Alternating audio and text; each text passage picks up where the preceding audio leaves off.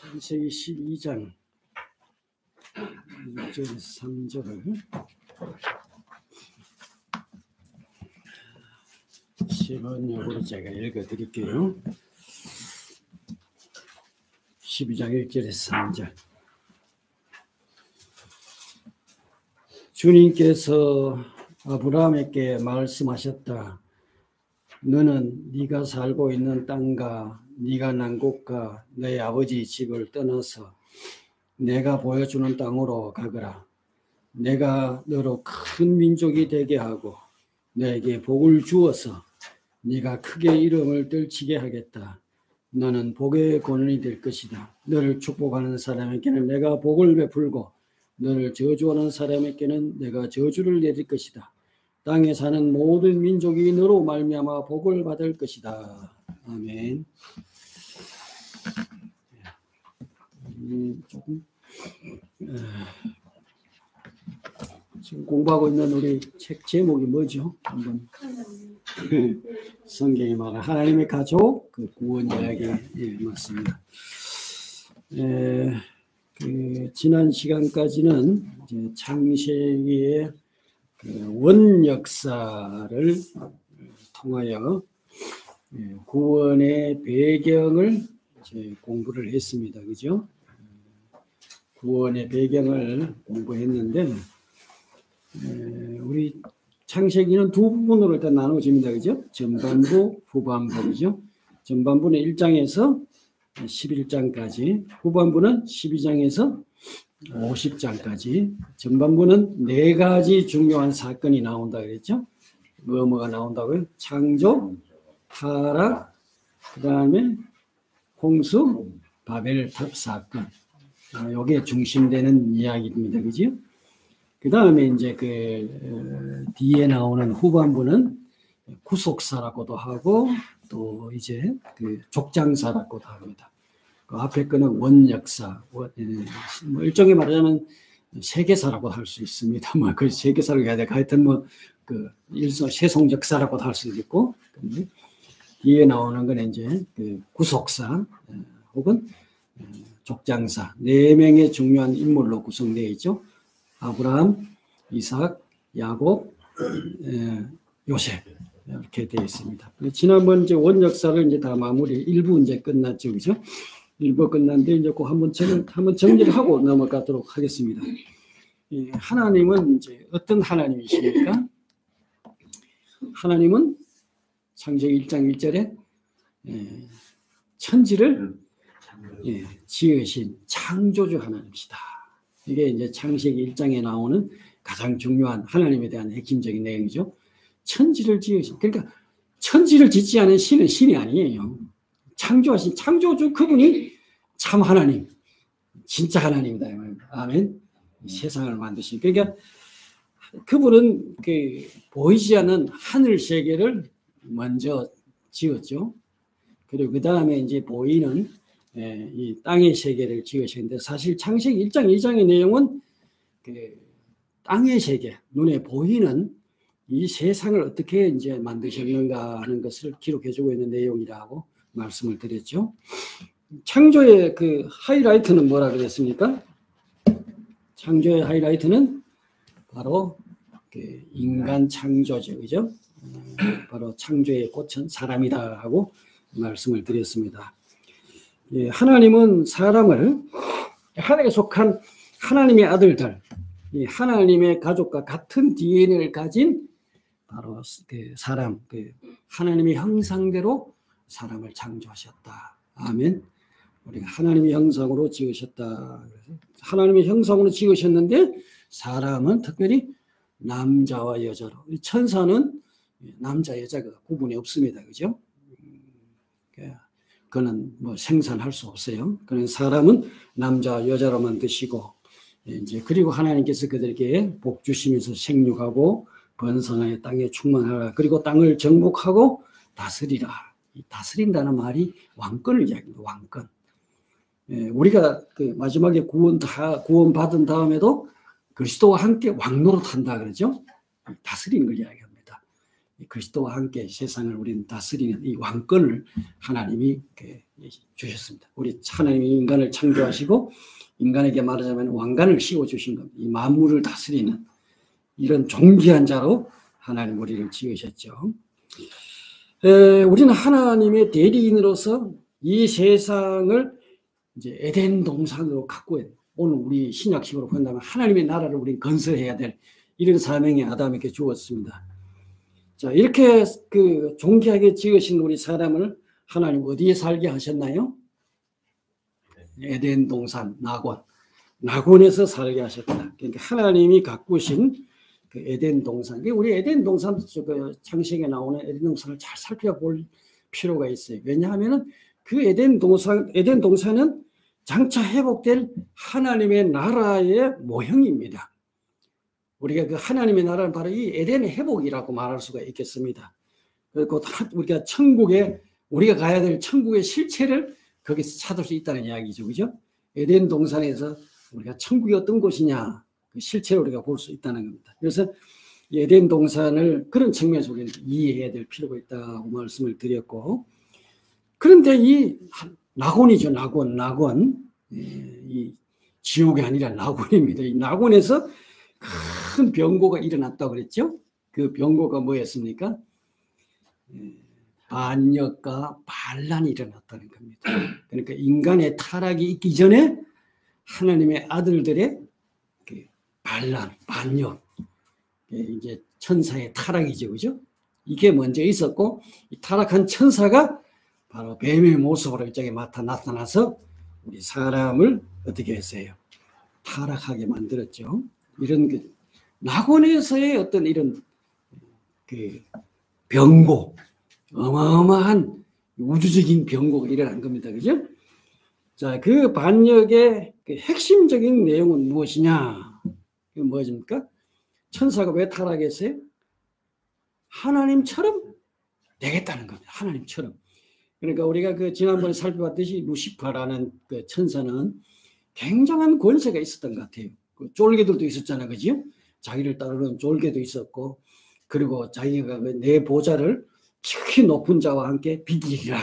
이렇게 이야기해서 볼 때 뭔가 하나님의 아들들 속에서 이 루시퍼는 굉장한 어떤 권세를 가지고 있었어요. 그러니까 다스리는 어떤 그런 권세를 갖고 있었는데, 그렇게 천사 교만해져 가지고 하나님께 반역한 거죠. 내가 하나님처럼 되겠다는 겁니다. 왕우장사 씨가 따로 있느냐? 누가 하나님 씨가 따로 있느냐? 하나님, 나도 하나님 될 수 있다. 일종의 이런 도전이죠. 그래서 이렇게 이제 마귀가 하나님처럼 되고자 하는 이런 어떤 시도.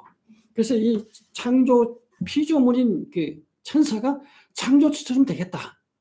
그래서 마귀가 하나님처럼 되기 위해서 시도한 사건이 사실은 창세기 원역사에 보면 두 가지가 나와요. 시도한 내용이, 첫 번째 시도한 게 뭐였습니까? 첫 번째 내용은 하나님의 창조 사역의 핵심인 인간을 유혹한 겁니다. 그러니까 인간을 자기 편으로 만든 거지. 쉽게 이야기하면은 인간을 유혹해서 타락시키는 것인데, 그 뱀이 인간에게 유혹할 때 뭐라 그랬어요? 이 선악과 열매를 따먹으면은 어떻게 된다고? 네가 하나님처럼 된다. 이게 바로 마귀가 하나님께 도전했던 그 내용을 실현하는 거예요. 네가 이거 따먹으면 너도 하나님처럼 될 수 있어. 이렇게 꼬독이죠, 그죠? 그래서 인간은 바로 타락함으로, 범죄함으로 마귀와 함께 낙원에서 추방되고 죽음을 맛보게 되고 마귀 소나기에 떨어졌다. 이런 걸 말씀드렸습니다. 그죠? 자, 하나님처럼 되는 마귀의 두 번째 시도가 창세기에 보면은 이렇게 암시되어 있어요. 암시. 그 내용이 뭐냐 하면은 하나님을 모방해가지고, 하나님을 모방해서 생육하고 번성하는 것을 통해서 이제 하나님의 나라가 아니라 누구 나라를 세우려고 해요? 바로 자기 나라, 자기 왕국을, 마귀 왕국을 세우려고 이제 시도한 게 바로 창세기 6장에 나오는 소위 말하자면 하나님의 아들들이 이제 사람의 딸들을 아내로 취해서 자녀를 낳았는데 이들이 누구라고요? 거인족 네피림이라고 제가 말씀드렸죠. 그렇게 여기 우리가 뭐 이걸 다른 영적으로 해석할 필요 없어요. 하나님의 아들들은 바로 이 천사들 일종의 타락한 무리들입니다. 이들이 사람의 모습으로 나타나서 말하자면 사람의 딸들을 취해서 하나님이 아담 하와에게 생육하고 번성하고 땅에 충만하고 그리고 땅을 정복하고 다스리라고 했으니까 이 문화명령이라 그랬죠. 그러니까 이걸 통해서 그러니까 이 마귀는 창조 능력이 없어요. 하나님처럼. 그러니까 모방하는 거죠. 하나님 모방해서 자기 왕국을 세우기 시도한 것이 일종의 네피림 사건이 아닌가 그렇게 봅니다. 그래서 하나님은 그것을 굉장히 불쾌하게 여기셨고 이 네피림의 출현과 함께 인간은 급속도로 빠르게 이게 부패해가고 타락해가죠. 그래서 하나님은 세상을 자기가 만든 이 세상을 어떻게 하셨어요? 물로 하나님은 첫 번째 심판을 행하셨습니다. 다 썰어버리셨죠. 그래서 대홍수 사건. 자, 이 홍수 사건 이후에 하나님은 노아의 가족을 통해서 새롭게 시작합니다. 새롭게 시작한 그 홍수에서 나온 노아의 가족에게 하나님 생육하고 번성하여 땅에 충만하라. 아담에게 베풀었던 복을 똑같이 재반복하십니다. 이 말은 무슨 말이냐면 아담을 통해서 실현하려고 했던 하나님의 계획을 이제는 누구를 통해서? 노아를 통해서 하나님이 이루고자 하신 계획입니다. 그래서 하나님께서 아담과 언약을 맺으시고 새롭게 출발했지만 또 인간이 어떻게 했어요? 오래 가지를 못하고 또 역시 반역하고 맙니다. 그 사건이 뭐냐? 시날 평지에 쌓은 뭐예요? 바벨탑 사건. 이거 어마어마한 반역입니다. 그러니까 이제 이건 뭐냐면 하나님을 일종의 거부하는 거예요. 그러니까 우리가 하늘에 탑을 쌓고 우리 이름을 내고 그리고 그다음에 우리가 흩어지는 것을 면하자. 일종의 말하자면 하나님께 대한 도전이에요. 이게. 그러니까 하나님처럼 되고자 하는 일종의 인간의 어떤 반역 행위입니다. 그러니까 창조 하나님을 거역하고 거슬리고 소위 탑을 쌓는 일에 몰두한 인간을 하나님은 어떻게 하셨어요? 이들을 하나님 내려오셔서 이들 언어를 혼잡해가지고 흩으시고 그리고 이제 우리가 신명기서에 보면은 하나님이 이제 이들을 유기한 겁니다. 유기. 그러니까 하나님이 그들을 일종의 그 하나님을 부정하고 하나님께 도전하고 그 일종의 세상의 신을 섬기기로 한 그들에게 하나님 어떻게 하셨어요? 그들을 세상 신에게 하나님 다 맡겨주셨습니다. 열방을 타락한 천사들에게 다 맡겨주셨어요. 그리고 이들이 바로 세상에 뭐가 되었어요? 이들이 바로 세상의 신입니다. 세상의 신. 그러니까 각국마다 신들이 다 있어요. 이 신들을 섬기도록 하나님 유기하시고 오로지 하나님은 자기 기업으로 한 민족만 선택하셨는데 그가 누구라고요? 이스라엘을 하나님의 유일한 기업으로 선택하셨다. 그러니까 하나님이 여기서 유기하셨어요. 세상을. 열국에 대한 심판입니다. 하나님은 첫 번째는 홍수로 세상을 심판하셨는데 두 번째 하나님 유기하심으로 세상을 심판하셨습니다. 그래야 너희들 세상 그 신 섬기는 거 좋으냐 하면 섬겨라. 다 줘버렸습니다. 주고 하나님은 오직 이스라엘만 하나님의 기업으로 남기셨다 하는 겁니다. 이 이야기는 뭐냐면 이제 하나님이 열국의 신이 되는 것을 하나님은 열국의 하나님이 아니라 이제는 하나님은 기꺼이 누구의 하나님이 되겠다는 거예요?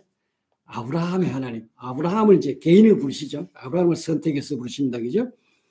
그래서 아브라함을 부르심으로 해서 이제 하나님은 하나님의 기업이신 이스라엘을 이제 소위 말하자면 출발시키는 겁니다.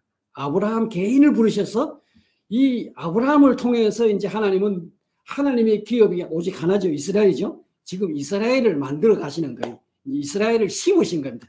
씨앗을 이제 아브라함을 하나를 딱 심어서 아브라함을 통해서 누가 나와요? 누가 나와요? 이스라엘이 나옵니다. 이스라엘이. 아멘. 이스라엘의 민족이 나오는 거예요. 그러니까 이 이스라엘이라는 민족이 이제 나오는데 이제 이 이스라엘이 바로 형성되는 건 아니죠. 그죠? 예, 하나님은 이들을 열국 속에 심어가지고 열국 속에서 이제 하나님이 이 이스라엘을 양육하고 키웁니다. 그 열국이 어딥니까? 그 에집트입니다. 이집트에게 하나님 보내가지고 거기서 이제 민족이 되죠. 민족, 그죠? 이제 이스라엘의 나라가 됩니다. 그래서 이제 그들이 출애굽해가지고 시내 산에서 어떻게 하나님과 언약을 맺으시고 비로소 이스라엘이라는 이제 그 국가, 민족이 하나 형성되죠. 그죠? 자, 이렇게 이 하나님이 그 이스라엘을 자기 기업으로 이제 심어서 아브라함이라는 한 사람을 불러서 자기 기업을 심어서 이제 점점 자라게 해가지고 하나의 이제 이스라엘이라는 민족을 하나님이 기업을 가꾸었어요. 만들었어요. 이 이스라엘만 하나님이 구원하기 위한 건 아니에요. 그러니까 이스라엘을 통해서 하나님은 사실 제사장 나라로 삼으시고 이들을 통해서 누구를 찾으신다는 거예요? 마귀 손에 맡겼던 열국을 하나님이 찾아와야 돼. 이게 이제 구원의 역사입니다. 이 열국을 찾는데 여러분 그 다른 사람 손에 예를 들어서 여러분이 집에 땅이 있었는데 전 제 이름으로 된 땅이 참 많았었거든요. 시골에 논도 있었고 집도 있었고 그 다음에 대구에 땅도 있었고 근데 이거 다 팔아먹었어요. 이게 이제 내 집에 시골 집도 조상으로부터 받은 건데 이것도 이제 내 사촌한테 넘겼는데 이게 이제 나중에 내가 사야지 생각하고 팔았는데 이게 한번 팔고 나니까 회복하는 게 쉬워요, 어려워요? 이게 불가능합니다. 남의 손에 넘어간 것을 뺏어온다는 것이 아니습니다. 여기는 이제 하나님이 열국을 열등한 그 신들, 우상인 그 악한 영들에게 맡겼다면 이걸 찾아오는데 그냥 되는 게 아니고 이게 뭐예요? 전쟁입니다. 전쟁. 오로지 전쟁을 통해서만 피 흘리는 전쟁을 통해서만 이걸 회복할 수 있는 거예요. 그러니까 사실은 하나님이 이스라엘만 딸랑 외로운 섬처럼 이스라엘만 하나님의 유일한 기업으로 나머지 모든 민족과 족속들은 다 그 열등한 신들에게 그 악한 영들에게 맡겼다 이 말입니다. 그러니까 온갖 종류의 신들이 많아요. 신들이 얼마나 많습니까? 그죠? 그리스에는 제우스 신이 있고, 그죠? 그 다음 우리나라는 어떤 신이 있어요? 당군 신도 있고, 삼신도 있고, 또 부뚜막 신도 있고, 온갖 종류의 그 민족들이 섬기는 신들이 얼마나 많아요. 이들을 하나님이 다시 열국을 회복하시는데 이스라엘을 제사장 나라 삼아서 이 나라들을 회복하는 거예요. 그러니까 이게 쉬운 게 아니에요. 전쟁, 피 흘리는 전쟁. 그리스도도 오셔서 피 흘리셨고, 그러니까 끊임없이 전쟁, 영적인 전쟁이란. 그래서 제가 이제 아브라함 이야기 다음에 이제 나오는 게 이제 그 다윗 이야기를 들었습니다. 다윗을 통해서 내 뜻을 다 이루리라. 그 핵심이 바로 전쟁입니다.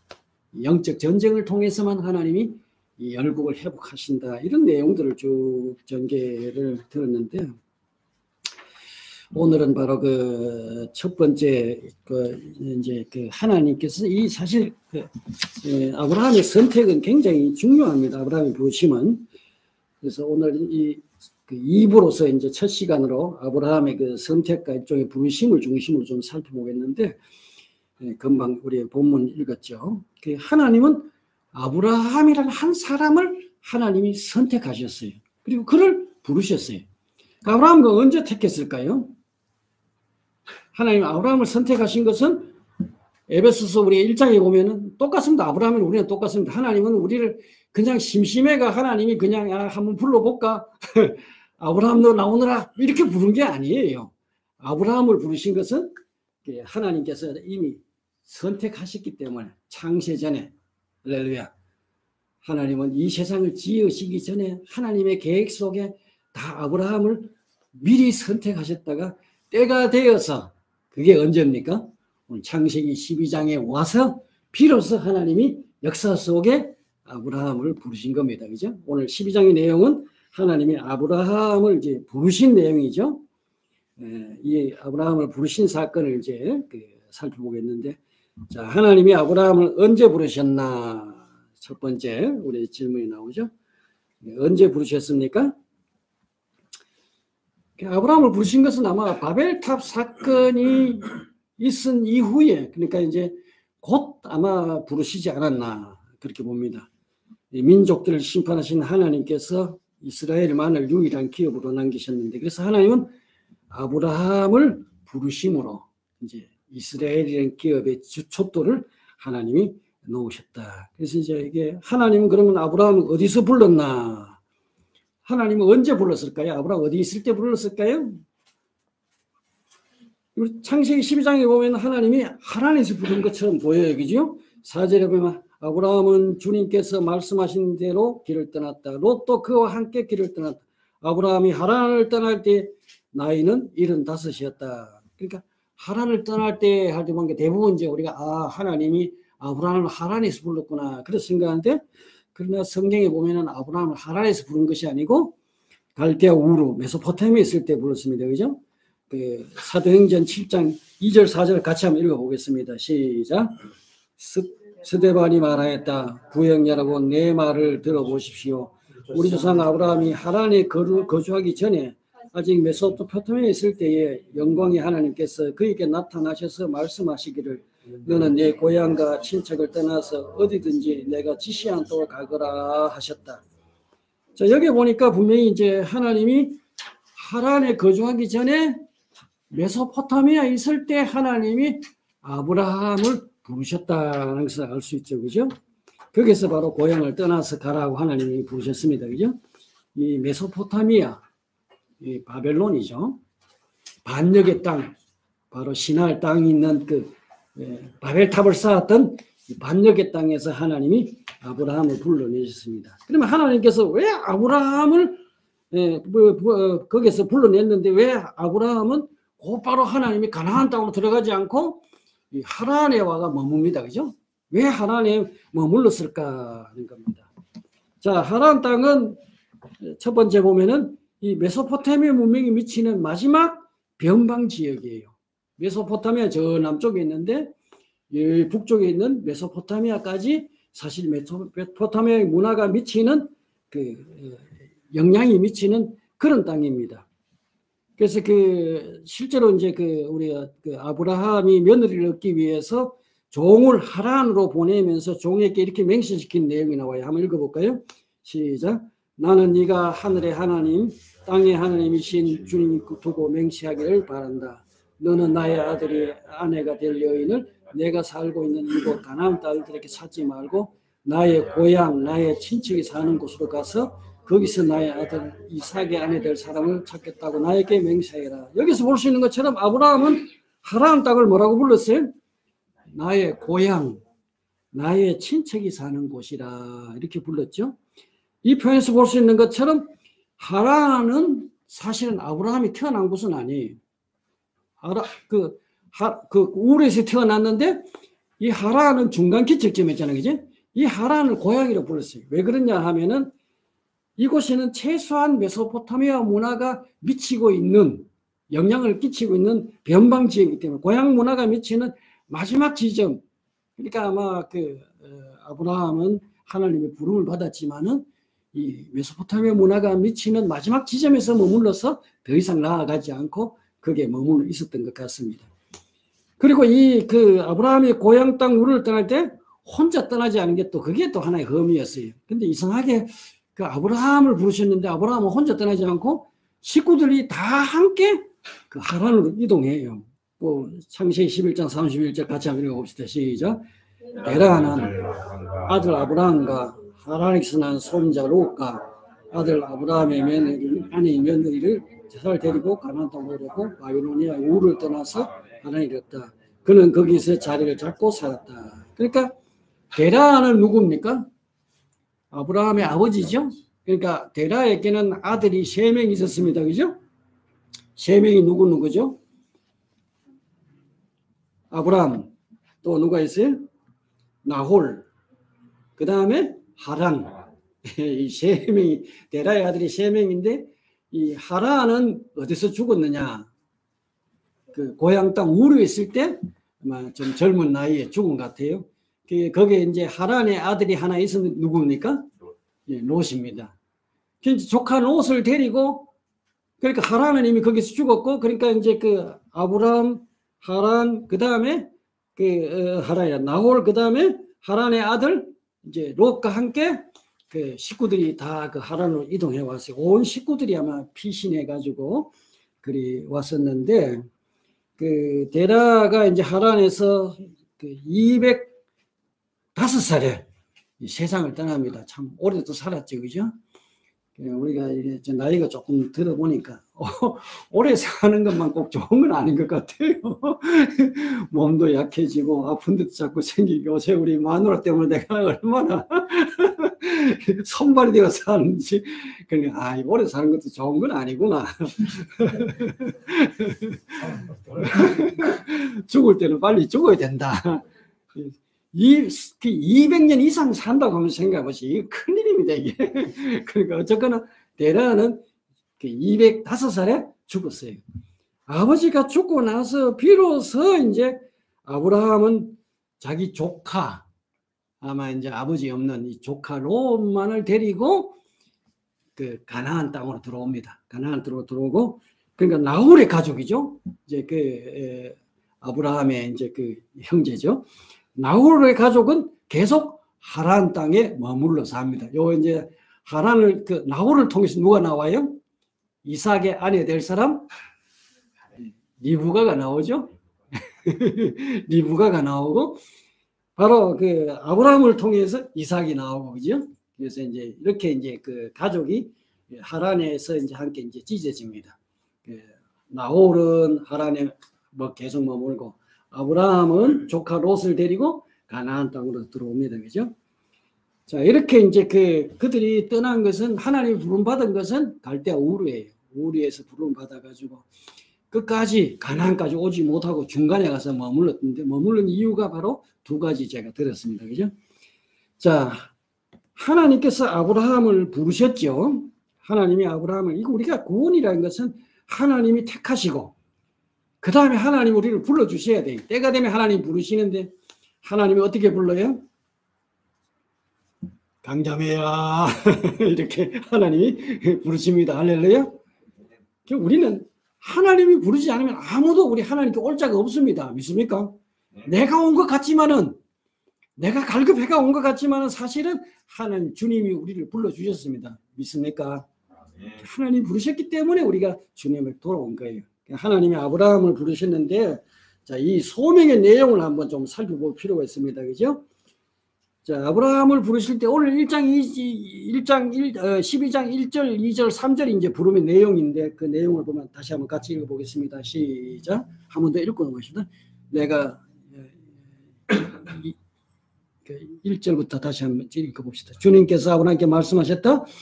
너는 네가 살고 있는 땅과 네가 난 곳과 너희 아버지 집을 떠나서 내가 보였던 곳으로 가거라. 그렇게 이야기했죠. 이 소명의 내용을 보면은 첫째는 떠나는 것부터 시작이 돼요.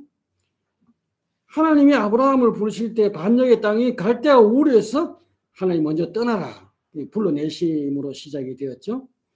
자, 여기에 그 살고 있는 땅과 네가 난 곳과 네 아버지 집을 떠나라 이렇게 하시는데, 도대체 이곳이 어떤 곳인가 알 필요가 있습니다. 네가 난 곳부터 한번 살펴볼까요? 순서대로. 네가 난 곳 고향이죠. 갈대아 우르는 하나님께서 아브라함을 택하셔서 바벨로니아 우르에서 이끌어내시고 그 이름을 아브라함이라고 고쳐 부르셨다. 느헤미야 9장 7절에 했죠. 아브라함이 태어난 고향 땅 바벨론, 이 바벨론이라는 바벨로니아는 바벨탑 사건이 있었던 반역의 땅이에요. 반역의 땅.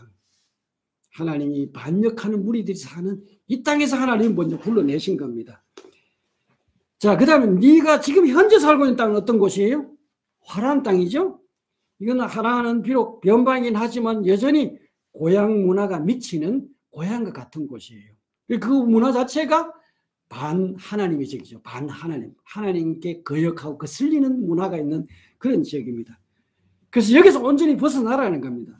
새로 시작하는 하나님은 반역의 문화와 완전히 차단하기를 원했어요. 그러면 그 다음에 또 뭐라고 했어요? 너희 아버지 집을 떠나라. 그런데 아버지 집은 어떤 곳입니까? 아브라함의 아버지가 누구예요? 데라입니다. 근데 이 아브라함의 할아버지는 누구예요? 우리 집 쫓고도 다 모르는데 남의 집 쫓고 왜 다 앉아 그래? 아버지는 데라하고 그 다음에 그 할아버지는 나홀입니다. 나홀. 근데 미드라시에 의하면은 유대인들의 그 어떤 그 성경에 있는 책인데 거기에 보면은 아브라함의 아버지 데라는 우상을 깎아가지고 우상을 만들어가 파는 장인이라 그래요.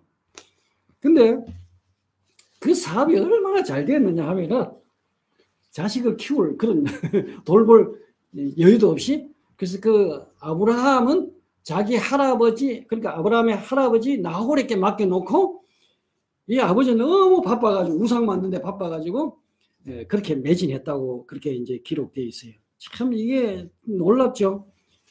그러니까 아브라함은 노아로부터 몇 대째 그 사람입니까? 10대죠. 예. 10번째 태어난 사람, 10번째 10대인데 10대 만에 이렇게 그 인간들이 타락한 겁니다. 장사, 그 우상을 만들어 파는 장사가 막 성업이 될 정도로. 거기서 나오는 신이 뭐예요? 우리 전에 안 목사님 잘 가르쳐 주셨는데 우리 손에 쥐고 다니는 게 있죠? 그게 뭐예요? 뭐라 그랬어요? 야곱의 부인이 훔쳐온 거 있잖아요. 몰라요? 예, 드라빔이 바로 거기서 나온 신입니다. 그 조그만 신이 사실 세계가 꿀 흩어져가지고 여러 형태로 변화되어서 사실 나온 거예요, 다.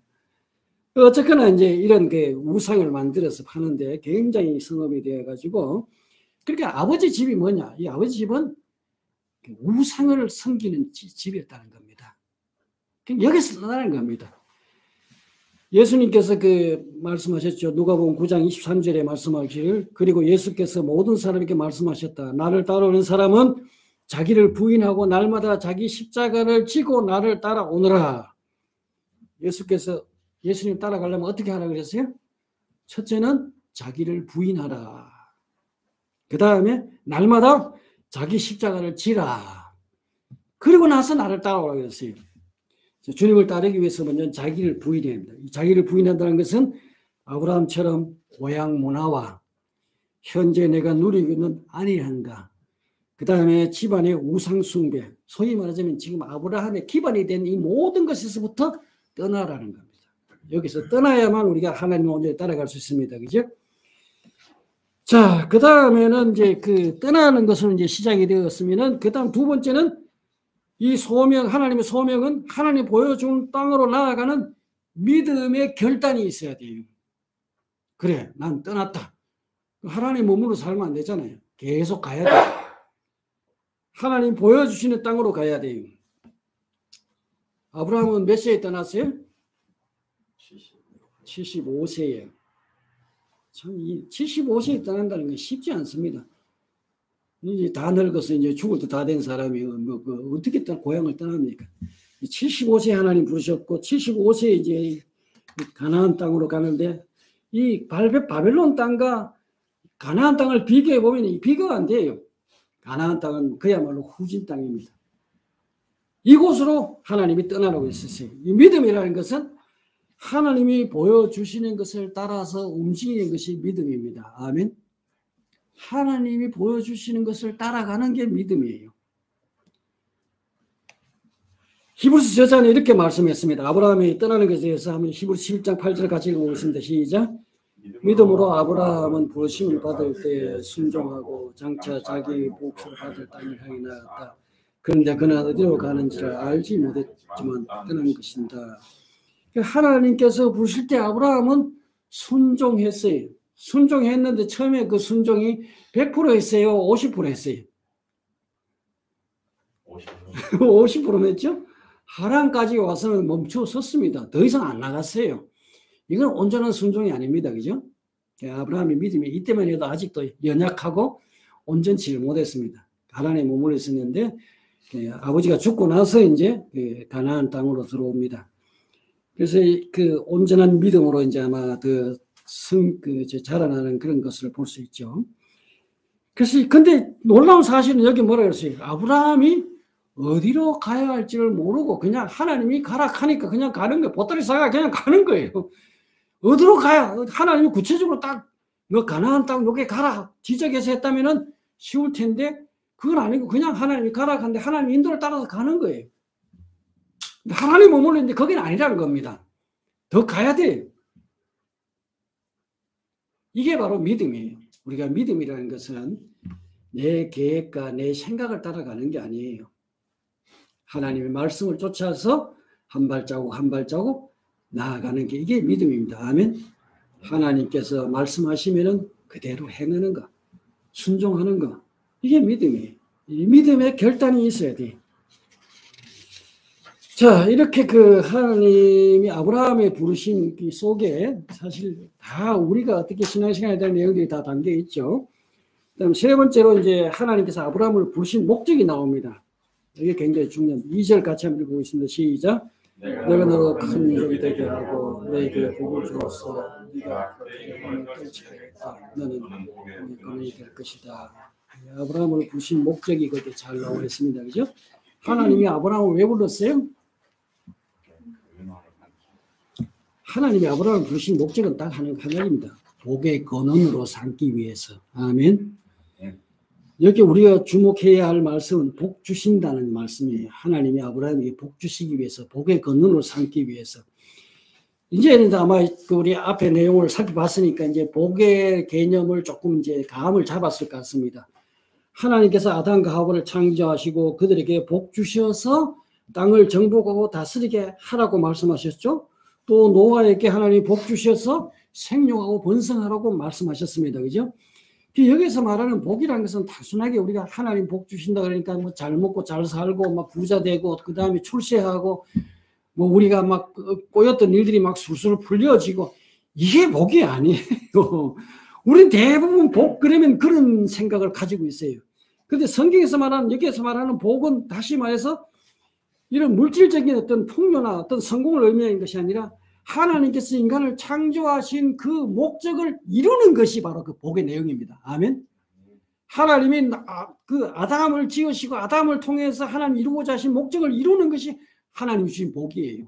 노아를 통해서 이루고자 하신 그 목적이 복이에요. 그러니까 하나님이 아브라함에 복 주셨다는 이야기는 아담을 통해서 이루고자 하신 것이 실패했는데 또 노아를 통해서 한 것도 실패했는데 이제 그 복을 아브라함을 통해서 이루시겠다는 말씀입니다. 아멘. 아브라함을 통해서 이루시는데 하나님이 어떻게 하시느냐? 아브라함을 이제 그 복의 근원으로 삼는다. 아멘. 이게 굉장히 중요합니다. 그러니까 근원이 뭡니까? 그 뿌리예요. 그를 통하지 않고는 아무도 우리가 복을 누릴 수 없어요. 우리는 어떻게 복을 받느냐? 아브라함을 통해서 받습니다. 아멘.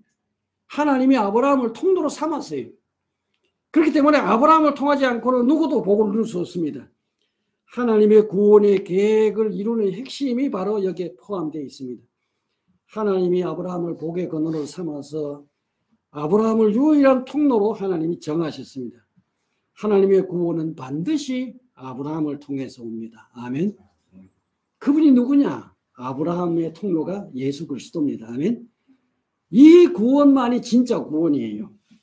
그래서 오늘 우리는 실제로 이제 세 번째 오늘 우리는 그리스도를 믿음으로 하나 아브라함의 자녀가 되고 아브라함의 복에 동참하게 된다. 갈라디아 3장 6절 9절 같이 한번 읽어봅시다. 시작. 그것은 아브라함이 하나님을 믿으니 하나님께서 그것을 의로움으로 여기셨다는 것 같습니다. 그러므로 믿음에서 난 사람은 그야말로 아브라함의 자손을 믿으십시오. 또 하나님께서 이방 사람을 믿음에 근거하여 의롭다고 여겨주신 것은 성경에 미리 알고서 아브라함에게 모든 민족이 너로 말미암아 복을 받을 것이다 하는 기쁜 소식을 미리 전하였습니다. 그러므로 믿음에서 난 사람들은 믿음을 가진 아브라함과 함께 복을 받습니다. 아멘. 그러니까 아브라함을 통해서 우리가 복을 누리게 하셨다. 하나님이 그렇게 정하셨어요. 아브라함이 복의 권한을 삼기 위해서 이 부르신 목적입니다. 그래서 하나님은 모든 민족을 아브라함을 통해서 이제 구원하시는데 땅에 사는 모든 족속이 너로 말미암아 복을 받을 것이다. 아멘. 아브라함만 구원하는 게 아니에요. 하나님이 아브라함을 통해서 온 세계를 구원하시는 데 목적이 있다. 우리 여기까지 끝나는 게 아니고 그 다음에 이야기 아브라함의 시 이야기도 한번 대충 훑어보고 빨리빨리 좀 진행을 해서 또 우리 목사님 통해서 말씀을 빨리 드려야 되니까 하나 더 넘어가도록 합시다. 이 아브라함의 생애를 쭉 살펴보면은 아브라함 생애에서 굉장히 중요한 이야기가 하나 나와요. 그게 뭐냐면은 하나님이 아브라함 불러가지고 가나안 땅에 들어가지고 아브라함이 한 일이 별로 없습니다. 오로지 한 가지 초점이 모아진 것이 뭐냐면 아브라함이 이삭 낳는 일이 그게 바로 가장 핵심적인 일이에요. 아브라함이 농사지 1년 계속 평생 농사 지었는데 하나 남는 거는 딸랑 누구 하나 남겼어요? 이삭 하나 남겨놓은 게 그거 답니다. 전도 하나 했는데 누구 하나 만들었다고요? 이삭 하나 만들어놓은 이삭도 어때 뭐 똑똑합니까? 이삭도 별로 똑똑하지 않아요. 어떻게 좀 이해한 면이 있습니다. 이삭을 살펴보면 별로 특별한 게 없어요. 우리보다 뭐 별로 뛰어난 것도 없습니다. 그러니까 그 이삭 하나 남겨놓은 거예요. 농사 지었는데 오직 이삭 하나. 근데 성경은 아브라함에 대한 이야기를 보면 성경에 여러 장 나오잖아요. 여러 장 나오는데 매 장마다 아브라함 이삭 낳는 이야기에 집중되어 있어요. 이 이야기가 그만큼 중요하다입니다. 한번 이제 우리가 그 부분을 이제 한번 살펴보겠는데, 이 아브라함의 생애의 중요한 이슈는 뭐냐? 이삭 출생입니다. 아멘. 그래서 오로지 사라를 통해서 낳는 자식만이 아브라함의 씨가 된다는 것. 이 사실을 바울은 이렇게 이야기했습니다. 같이 한번 읽어볼까요? 시작. 아브라함의 자손에게서 다 그의 자녀가 아닙니다. 다만 이삭에 태어난 사람만을 너희 자손이라 부르겠다고 하셨습니다. 이것은 곧 육신의 자녀가 하나님의 자녀가 되는 것이 아니라 약속의 자녀, 참 자손을 여기지라는 것을 뜻합니다. 그래서 이제 이 자녀 출생에 대한 이야기, 그냥 성경 이야기를 쭉 풀어놨으니까요. 이제 간단하게 살펴보면서 이제 마무리하고 하겠습니다. 우리 창세기 12장에 보면은 하나님께서 아브라함을 부르면서 뭐라고 이야기합니까? 내가 너로 큰 민족이 되게 하고 너에게 복을 주어서 네가 크게 이름을 떨치게 하겠다. 너는 복의 근원이 될 것이다. 약속하셨죠? 큰 민족을 이룬다 그랬는데 아브라함 평생 낳은 자식이 몇 명 나왔어요? 다른 거 다 제쳐놓고 오직 사라를 통해서 낳은 자만 자녀라 그랬으니까 몇 명 나왔어요? 이삭 딸 하나 나왔습니다. 거기에 비하면 저도 목회 성공했어요. 한 명을 넘을 테니까, 그지요? 그렇게 이삭 하나 딱 낳는데 이게 초점이 모아집니다. 그래서 가나안 땅에 들어온 거 75세 때 들어왔는데, 그 가나안에 들어온 다음에 그 가나안 세겜 땅에 그 모래에 상수리 나무 있는 곳에 이르렀을 때 하나님이 아브라함께 또 나타납니다. 거기에 뭐라 그래요? 내가 너의 자손에게 이 땅을 주겠다. 여기 자손이 나오죠? 그 약속을 하십니다. 그래서 아브라함은 하나님이 이 약속을 하시니까 제단을 쌓고 하나님께 감사했죠. 자, 이 낯선 곳에 온 아브라함에게 중요한 두 가지입니다. 그게 뭡니까? 자손과 땅이에요. 하나님 그 땅을 너에게 주고 그 다음에 이것을 네 자손에게 주겠다. 이 두 가지 약속하셨죠? 이 큰 자산입니다. 12장의 내용은 이런 내용이에요. 자, 그다음 13장을 넘어가 보겠습니다. 자, 아브라함이 네겝에 이르렀을 때, 네겝은 그 남쪽 사막 지역입니다. 그 아주 건조한 지역. 네겝에 이르렀을 때 그 땅에 기근이 든다. 그래서 이 아브라함은 기근을 피해서 어디로 내려갑니까? 13장에 보면은 가나안 땅에 머물지 못하고 또 이집트로 내려가요. 왜냐면 그 땅에는 곡식이 없으니까. 그래서 그곳에서 이제 에집트에 내려가는데 그곳에서 어떤 일이 일어나요? 자기 부인을 빼앗겨요. 이게 뭐 얼마나 멍청합니까, 그죠? 내려갈 때 아예 그 예상을 하고 뭐라고 이야기해요? 당신이 너무 이쁘니까 사람들이 내가 당신 남편이라고 하면 나 죽이고 당신 뺏어갈 테니까 우리 이제 그 약속을 하자. 우리 어차피 그 오빠 동생 관계니까 실제로 그렇게 결혼을 그렇게 했습니다. 틀린 게 아니에요. 나는 당신 오빠하고 당신은 나를 오빠라 부르고 나는 여동생이라고 부를 테니까. 그런데 가서 너무 이쁘니까 이거 뺏었어요. 야, 거의 100살 넘은 사람이 이렇게 이쁠 수 있나? 사모님, 이쁠 수 있어요? 예? 눈이 삐었어요. 그래서 어쨌거나 하여튼 수모를 당했습니다. 그죠? 그러니까 이제 그 하나님의 개입으로, 하나님 없으면 안 됩니다. 그죠? 하나님의 개입으로 다시 이제 아내를 찾았어요. 찾아가지고 이제 다시 네겝으로 다시 이제 가나안 땅으로 올라옵니다. 그때 이제 아브라함과 조카 롯은 재산이 많이 늘었어요. 재산이 늘어가지고 함께 기거하기 어렵게 됩니다. 그래서 이제 두 사람은 평화적으로 이제 갈라서게 되죠. 13장에 보면은 조카 롯이 먼저 이제 기름지고 좋은 땅으로 이제 택해서 삼촌 곁을 떠납니다. 그죠? 조카 롯이 떠난 다음에 하나님께서 아브라함께 나타나십니다. 또 하나님이 아브라함에 나타나죠. 같이 읽어보겠습니다. 시작. 너는 너 있는 곳에서 눈을 크게 뜨고 북쪽과 남쪽과 동쪽과 서쪽을 보아라. 네 눈에 보이는 이 모든 땅을 내가 너와 네 자손에게 아주 주겠다. 내가 너의 자손을 땅에 먼지처럼 셀 수 없이 많아지게 하겠다. 누구든지 땅의 먼지를 셀 수 있는 사람이 있으면 너의 자손을 셀 수 있을 것이다. 내가 이 땅을 너에게 주리니 너는 가서 길어도 걸어보고 너비로도 걸어보라. 자, 하나님이 두 가지 또 역시 약속이 나오죠. 땅과 자손입니다. 그죠? 이 땅을 너의 자손에게 주겠다고 하시면서 너의 자손을 땅의 먼지처럼 네가 동쪽을 바라보고 북쪽을 바라보고 서쪽을 보고 동서남북 사방을 한번 둘러봐라. 이 땅을 다 내가 너에게 주겠다. 한번 길이로도 걸어보고 너비로도 한번 걸어봐라. 오늘 하나님이 나한테 와가지고 뭐야 네 눈에 보이는 거 내가 다 줄 테니까 네가 한번 동쪽으로 걸어봐라. 서쪽으로 걸어봐라. 그럼 얼마나 갈까 임마. 다리 아파서 절뚝 절면서 계속 가겠죠. 그게 저 이야기 속 무슨 이야기 나옵니까? 톨스토이 이야기에 나옵니다. 그 땅을 노래하는 사람에게 왕이 네가 하루 종일 갔다가 돌아올 수 있는 만큼 걷도록 내가 주겠다. 근데 가고 넓은 강야를 계속 가도 욕심나 가다가 돌아오는데 보면 중간에 죽어버려. 그 아마 하나님이 아브라함에게도 그렇게 이야기하셨습니다. 그 땅을 주겠다고 약속하셨죠. 자, 여기 또 준다고 약속했어요. 실제로 땅 한 평도 안 주고 자식 아직 하나 낳지도 않았는데 하나님 또 약속만 하십니다. 그래? 자, 그 다음에 또 이제 15장으로 넘어가 봅시다. 15장에 보면 하나님께서 약속하시는데도 아브라함에게는 아들이 생기지 않습니다. 그죠?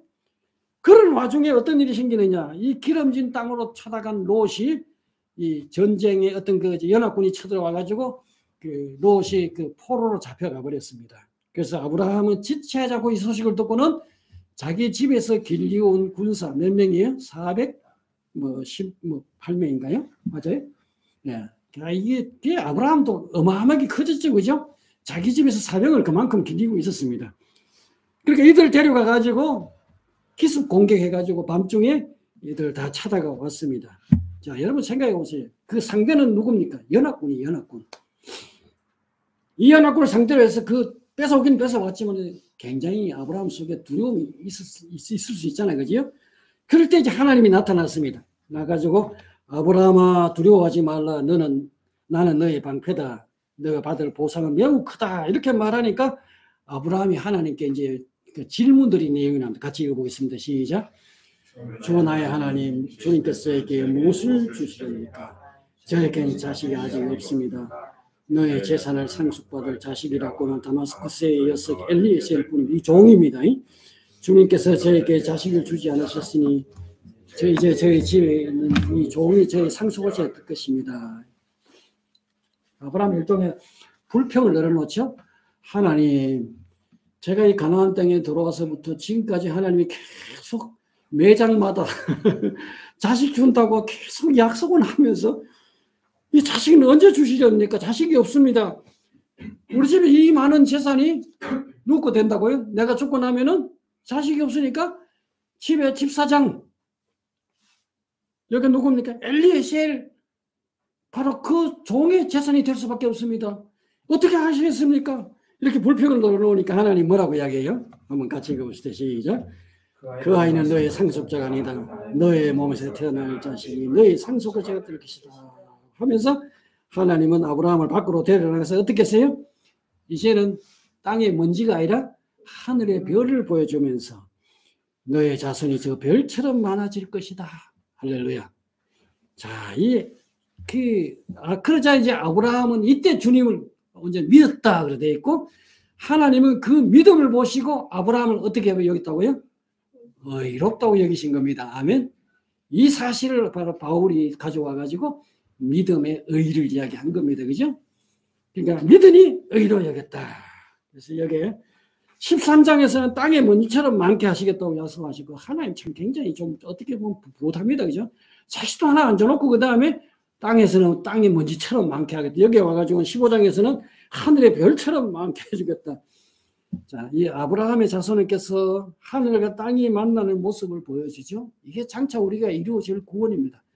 하늘의 가족과 땅의 가족이 함께 연합되어 함께 사는 이 하늘과 땅, 아브라함 이것을 암시하는 모습 보여주죠.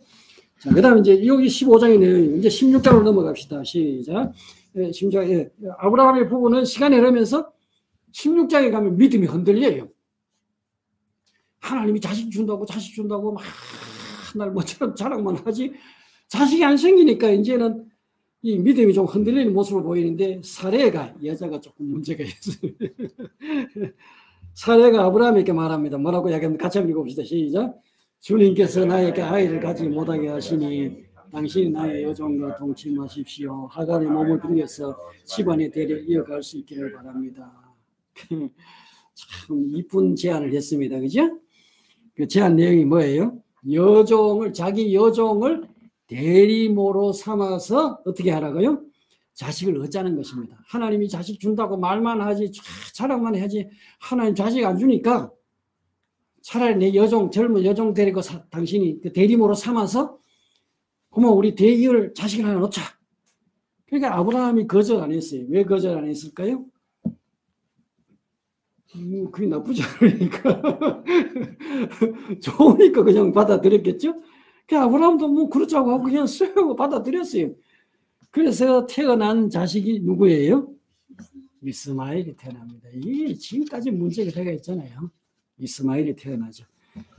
그래서 이제 그 집안에 복잡한 일들이 이제 생겨나기 시작하는 겁니다. 자, 이게 이제 인간적으로 행한 거죠. 자, 창세기 17장을 넘어갑시다. 이제 드디어 이제 아브라함의 나이가 몇 살 되었어요? 99살 되었습니다. 이제 75세에 부름받았으니까 거의 24년이 지났죠? 24년 동안 아직 자식 못 낳았습니다. 그죠? 하나님께서 아브라함에게 다시 나타나서 말씀하셨는데 어떻게 이야기했어요? 같이 읽어봅시다. 시작. 나는 전능한 하나님이다. 나에게 순종하여 흠없이 살아라. 이미 그에게는 이스마엘이라는 흠집이 생겼어요. 그죠? 그 다음에 나와 너 사이에 내가 몸소 언약을 세우니 너를 크게 번성하게 하리라. 하나님이 아브라함에게 나타나서 말합니다. 나는 전능한 하나님이다. 나는 엘사다이다. 엘사다이 한번 따라합시다. 엘사다이. 엘사다이. 전능한 하나님.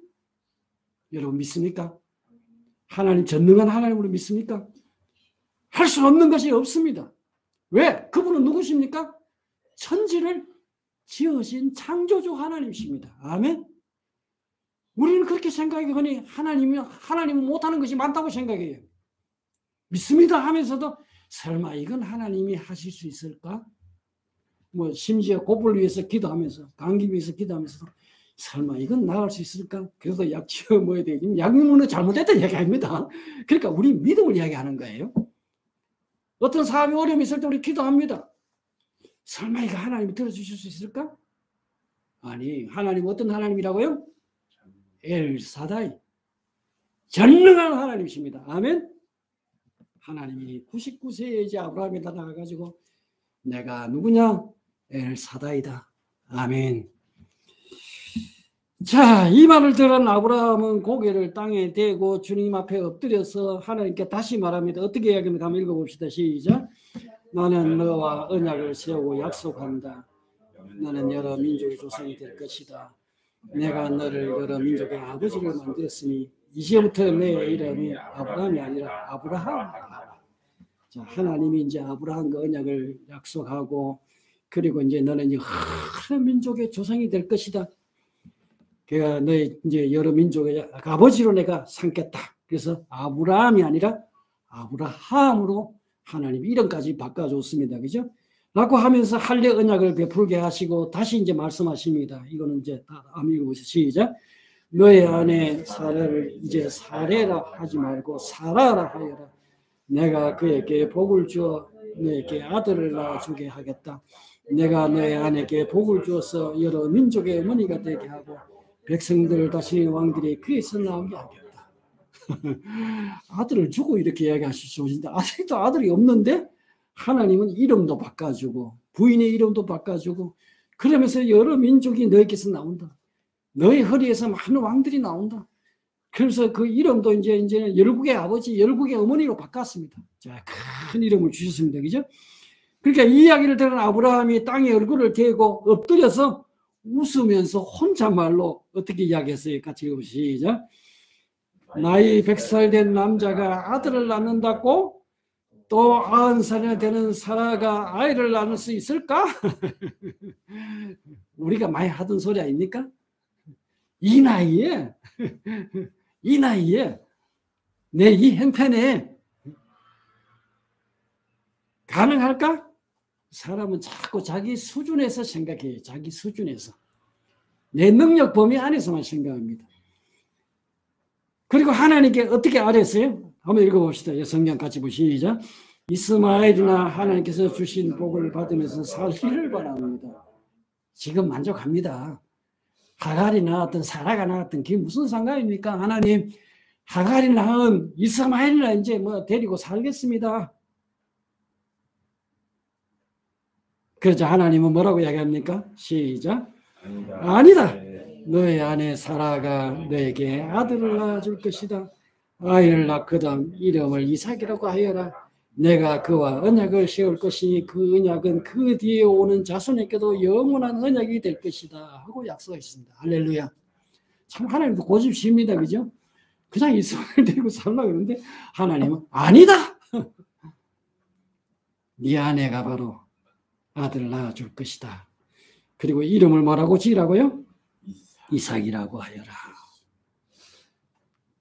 자, 이제 18장으로 넘어갑시다. 17장에 18장으로 넘어갑니다. 한낮 뜨거운 시간에 아브라함이 마므레 상수리 나무 곁에 앉아 있을 때 하나님께서 이제 그 나그네 모습으로 찾아오셨어요. 아브라함은 달려나가서 그를 맞이하고 송아지를 잡아서 손님 대접을 극진히 하였습니다. 여러분 한번 생각해 보세요. 자기 집 어떤 손님이 찾아왔어요. 여러분 송아지 잡을 수 있습니까? 아브라함은 처음 보는 나그네인데 그 땅에서는 보통 이게 나그네 대접하는 이런 풍습이 있긴 하지만은 이게 진짜 극진히, 그래서 히브리서에서 그랬죠. 부지 중에 손님 대접하다가 천사를 대접하였느니라 이런 이야기가 나오죠. 그러니까 아브라함이 이 이야기입니다. 그러니까 손님을 극진히 대접해서 어떻게 소고기 구워서 대접했습니다. 그죠? 송아지 잡아가지고 그렇게 대접을 했습니다. 그랬더니 대접을 잘 받은 손님이 느닷없이 이렇게 이야기합니다.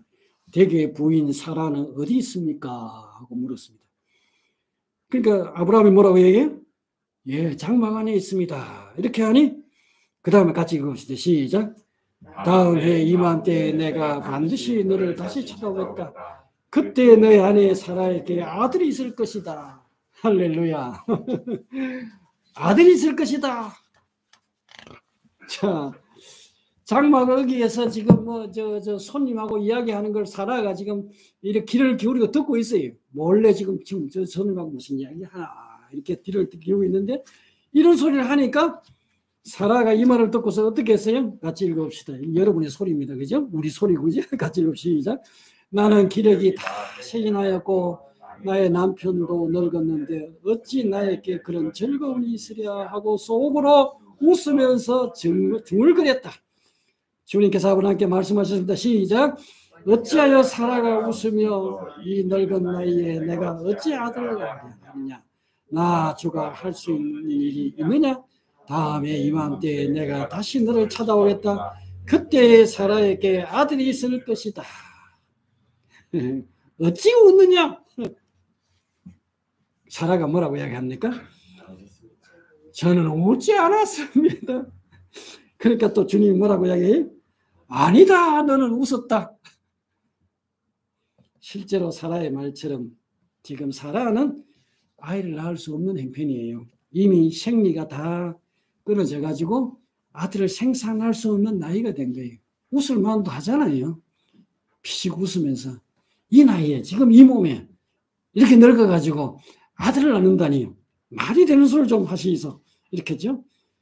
그 전능한 하나님, 그러니까 이 전능하신 하나님은 우리를 웃게 하시는 하나님입니다. 아멘. 하나님 웃게 하시는 이삭이라는 뜻이 바로 뜻이 뭐예요? 그가 웃다. 할렐루야. 여러분도 웃게 하실 줄로 믿습니다. 우리 사모님 딸 하나 낳으면 어떨까요? 설마 이 나이에 내가 지금 딸 아니 하나님 웃게 하시면 나갈 수 있어요. 아버지 하나님 참 재밌습니다. 그죠? 이야기가 재밌죠? 자, 이제 21장으로 넘어갑시다. 드디어 이제 사라가 이사라에게서 이삭이 태어납니다. 아브라함의 나이 100세, 사라 나이는 몇 살요? 10살 밑에니까 90세에 이삭을 낳았습니다. 할렐루야. 성경은 이렇게 기록하고 있어요. 여러분 거기 밑줄 친 거 참 유심히 보면서 같이 읽읍시다. 시작. 주님께서 말씀하신 대로 사라를 돌보셨다. 사라에게 약속하신 것을 주님께서 그대로 이루시니 사라가 임신하였고 하나님이 아브라함에게 약속하신 바로 그때가 되니 사라와 늙은 아브라함 사이에 아들이 태어났다. 할렐루야. 이거 할렐루야 해야 됩니다. 할렐루야. 말씀하신 대로 사라를 돌보셨고 약속하신 것을 주님께서 그대로 이루셨다. 아브라함이 약속하신 바로 그때가 되니 하나님께서 아들을 태어나게 하셨다. 할렐루야. 얼마나 정확하십니까? 우리 하나님은 정확하신 분입니다. 하나님의 약속은 부도내지 않습니다. 믿습니까? 하나님 말씀하신 대로 이루어집니다. 그때 그래서 그 아브라 여기 한번 읽어봅시다. 이제 이 아들이 태어났죠. 그 아브라함 시작. 아브라함은 사라가 낳아준 아들에게 이삭이라는 이름을 주었고 사라는 혼자 한 말대로 자 그다음에 하나님이 나에게 웃음을 주셨다. 나와 같이 늙은 아들을 낳았다고 하면 듣는 사람마다 나처럼 웃지 않을 수 없겠지. 해피엔딩.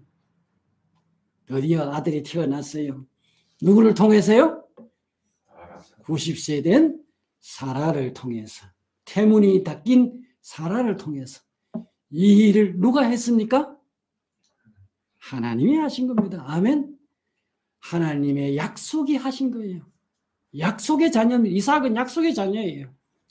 아브라함이 힘이 좋아가지고 사라가 정력이 좋아서가 아니에요. 하나님의 약속대로 이루어진 겁니다. 아멘. 인간의 소망이 다 끊어진 상태에서 만약에 사라가 아직까지 이 출산할 능력이 있고 했으면은 자기가 낳았다고 했을 겁니다. 이건 전적으로 100% 누가 한 거예요? 하나님이 하신 겁니다. 할렐루야. 이걸 하나님이 가르쳐 주신 거예요. 자, 근데 여기서 끝나면 괜찮은데 아브라함의 이야기는 계속 이삭 이야기를 이어가는데 22장으로 넘어갑시다. 천신만고 끝에 얻은 아들인데 어떤 아들입니까 이게? 눈에 넣어도 아프지 않을 그런 귀한 아들인데 하나님은 아브라함에게 나타나가지고 어떻게 하라고요? 그 아들 이삭을 번제물로 바치라고 하네요. 같이 읽어봅시다. 시작. 이런 일이 있은 지 얼마 뒤에 하나님이 아브라함을 시험해 보시려고 그를 부르셨다. 아브라함아 하고 부르시니 아브라함은 예 여기 있습니다 하고 대답하였다. 하나님 말씀하셨다. 네 아들 네가 사랑하는 외아들 이삭을 데리고 모리아 땅으로 가거라. 내가 너에게 일러주는 산에서 그를 번제물로 바치라. 하나님 어떻게 보면 좀 잔인한 면도 있어요. 그냥 이삭을 데리고 가라 하면 되는데 하나님 뭐라 그러지? 너의 아들 네가 사랑하는 어떤 아들? 외아들 이삭을 모리아 땅으로 데려가서 거기서 그를 번제물로 바쳐라. 이삭이 아브라함이 이삭을 얼마나 사랑했겠어요? 100세에 낳은 아들이에요. 눈에 넣어도 아프지 않은 아들이에요. 하나님의 약속이 이루어진 그 약속의 아들이에요. 그런데 이 아들을 하나님도 아시잖아요. 하나님 뭐라고 했어요? 너의 아들, 네가 사랑하는 외아들 이삭을. 아마 아브라함 이 이야기를 안 하셨으면 아브라함은 아들을 제물로 바치라니까 누구를 바쳤겠어요? 이스라엘 같으면 그랬을 거예요. 저도 마찬가지입니다. 아이 기왕에 뭐 가지고 종의 아들 뭐 그죠? 똑같은 아들이지만 그래도 아버지 마음에 이삭보다는 누굴 드리고 싶겠어요? 뭐 대신을 그럼 이스마엘 네가 좀 대신 좀 희생해라. 그럴 수도 있죠. 아니에요. 하나님 그게 아니에요. 네가 사랑하는 외아들 이삭을 제물로 바쳐라. 네가 사랑하는 이래를 드레를 하나님 딱 지정해 주셨어요. 바꿀 수 없습니다. 자, 이 충격적인 말씀이 아닐 수가 없습니다. 어떻게 얻은 아들인데 그것도 번제물로 그냥 드리는 것이 아니고 번제물로 바치라고 합니다. 각을 떠서. 그러나 아브라함은 어떻게 했어요?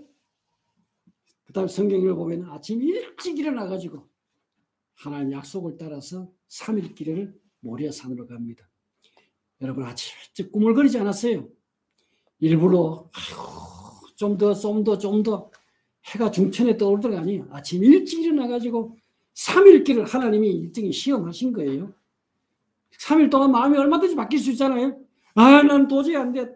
더 이상 나는 할 수 없어. 포기할 수 있잖아요. 3일 동안 걸어가면서 아브라함이 약속을, 하나님 말씀을 지키나 안 지키나 하나님이 시험하셨어요. 그런데 아브라함은 어떻게 했어요? 하나님 말씀하신 대로 순종하셨다.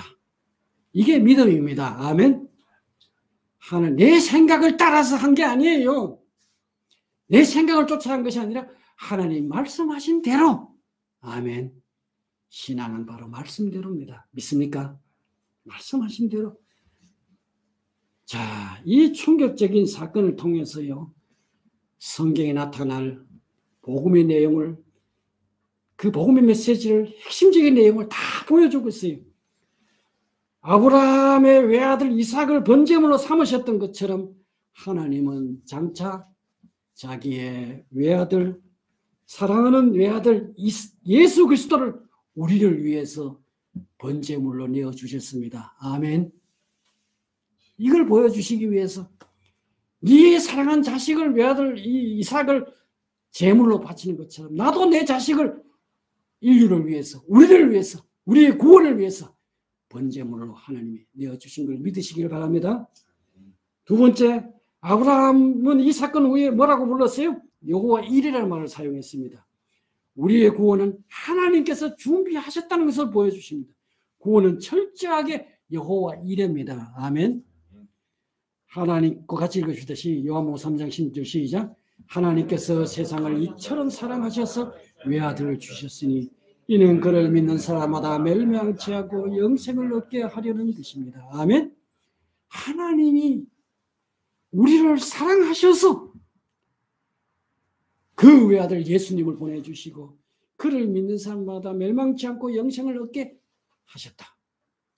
그러니까 우리의 노력으로 한 게 아니에요. 하나님께서 우리를 사랑하시기 때문에 아들을 보내주신 전적으로 여호와 일의 사건입니다. 아멘. 우리의 구원은 하나님이 준비하신 거예요. 할렐루야.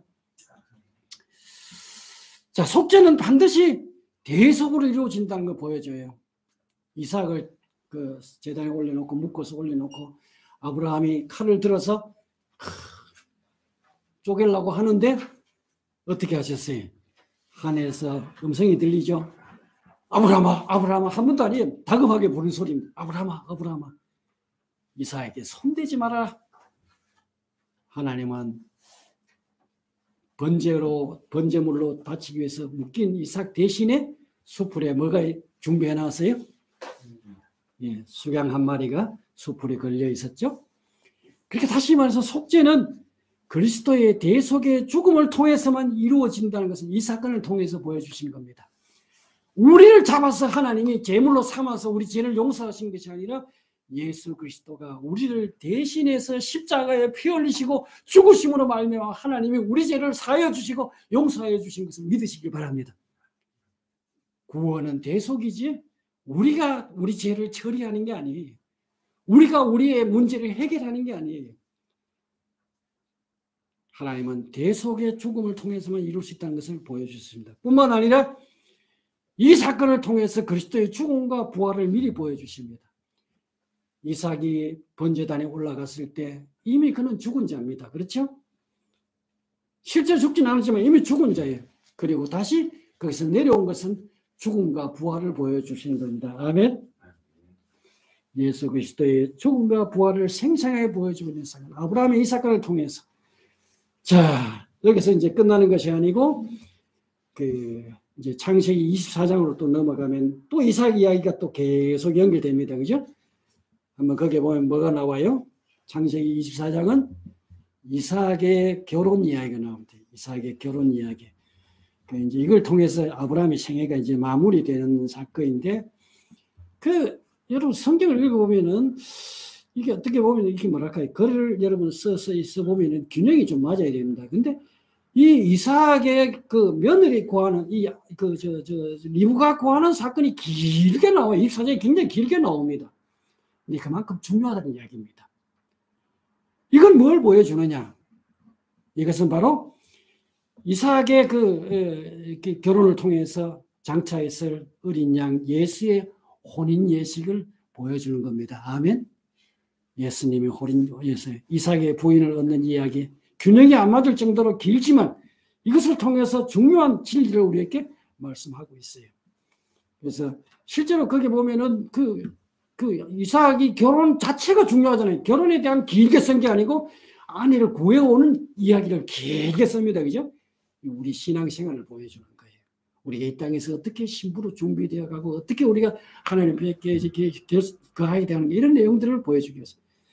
자, 이제 결론을 맺어봅시다. 여러분, 제가 그냥 성경 이야기를 쭉 나열했어요. 여러분, 아브라함의 이야기 다른 거 없어요. 이게 핵심이라니까요. 이삭 이야기, 이삭 낳는 거, 이삭 임신하고, 이삭 태어나고, 그 다음에 이삭을 제물로 바치고, 매장마다 나와요, 매장마다. 이렇게 비중이 들어요. 창세기 12장, 13장, 15장, 16장, 17장, 18장, 21장, 22장, 24장. 그러니까 아브라함의 생애 이야기 전체가 이야기를 다루고 있습니다. 이만큼 자녀 출생을 중요하게 보셨다는 겁니다. 하나님은 아브라함의 부부가 출산할 수 없는 나이에마다 아들을 주셨죠. 이것은 아브라함이 아니라 전능하신 하나님께서 하신다는 것을 구원의 사건을 보여주시고, 이 구원은 사람의 일이 아니라 하나님이 하신다는 것을 우리에게 가르쳐주기 위한 겁니다. 아멘. 자, 하나님께서 아브라함에게 약속하신 그 씨를 거기엔 단수로 표현하고 있어요. 하나님은 아브라함의 후손 전부를 말하는 것이 아니라 오직 한 사람 예수 그리스도를 통해서 이루실 구원을 암시하고 보여주기 위한 것이라는 것을 우리가 갈라디아 3장 16절을 통해서 알 수 있습니다. 같이 읽어보겠습니다. 시작. 그런데 하나님께서는 아브라함과 그 후손에게 약속하신 말씀 뒤에 마치 여러 사람을 가리키는 것처럼 후손들에게라고 하시 말씀하지 않고 단 한 사람을 가리키는 뜻으로 나의 후손에게 말씀하셨습니다. 그 한 사람은 곧 그리스도이십니다. 자, 이 한 사람께 집중되어 있어요. 성경은 이삭의 이야기를 하지만 사실은 그리스도에 대한 이야기, 장차 오실 그리스도를 지금 아브라함의 생애성에 이보다 더 중요한 것은 없습니다.